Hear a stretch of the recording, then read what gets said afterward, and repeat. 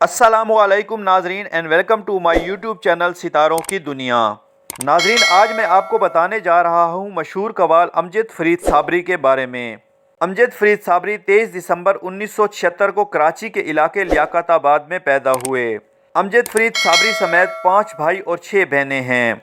सूफ़ी सिलसिला साबरी से ताल्लुक़ रखने वाले अमजद फरीद साबरी मशहूर कव्वाल ग़ुलाम फरीद साबरी के फ़र्जंद और मकबूल अहमद साबरी के भतीजे थे।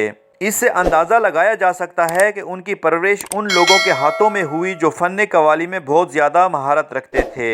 अमजद फरीद साबरी ने फ़न कव्वाली अपने वालिद से 9 साल की उम्र में सीखना शुरू किया और वो अपने स्कूल और कॉलेज के प्रोग्रामों में गाने गाते थे।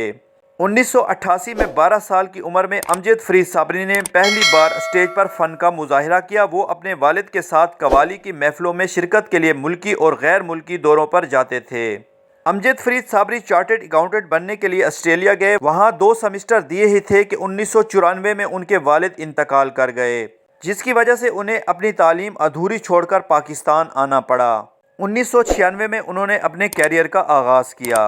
अमजद फरीद साबरी ने फ़न कव्वाली में मुख्तलिफ तजर्बात किए और अपने वालिद और चचा की गाई हुई मशहूर ज़माना कव्वाली भर दो झोली मेरी या मोहम्मद को नए अंदाज में अवाम के सामने पेश किया और खूब दाद समेटी।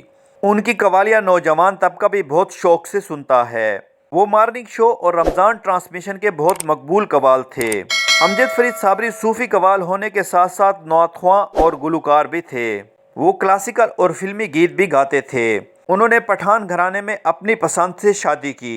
उनसे उनके 2 बेटे और 2 बेटियां हैं।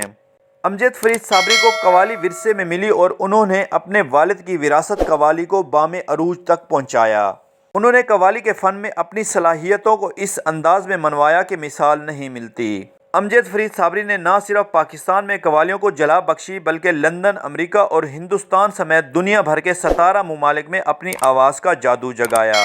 वो अपने वालिद ग़ुलाम फरीद साबरी की वफ़ात के बाद एक नए रूप में उभर कर आए। अमजद फरीद साबरी के गाए जाने वाले आरफाना कलाम ताजदार हरम, भर दो झोली मेरी या मोहम्मद, जिसने मदीने जाना है कर लो तैयारियां, बहुत मशहूर हुईं। वो अपनी वालदा के साथ आखिरी उम्र तक लियाकताबाद में रिहाइश पजीर रहे। उनके मकान के आसपास की गलियों में उनके ख़ानदान के दीगर लोग आबाद हैं और ये गलियां साबरी कव्वाल के नाम से मशहूर हैं।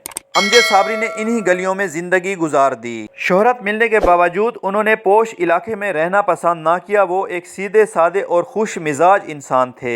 हुकूमत पाकिस्तान ने उन्हें सदारती अवार्ड तमगा हुस्न कारकर्दगी से नवाजा।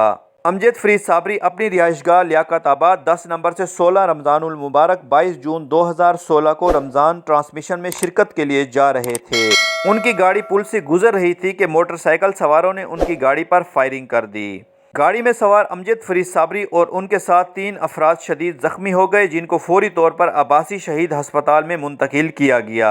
लेकिन अमजद फरीद साबरी जख्मों की ताब ना लाते हुए जिंदगी की बाजी हार गए। उन्हें पोशनगर के कब्रिस्तान में अपने वालिद के पहलू में दफन किया गया।